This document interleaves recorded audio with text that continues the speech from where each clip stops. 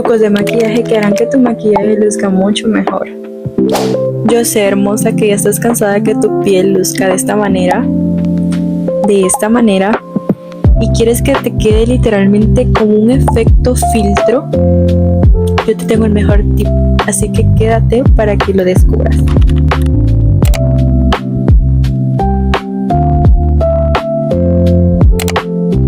Así que ten presente que este va a ser tu mejor amigo para después de tu rutina de skincare o antes de empezar tu maquillaje.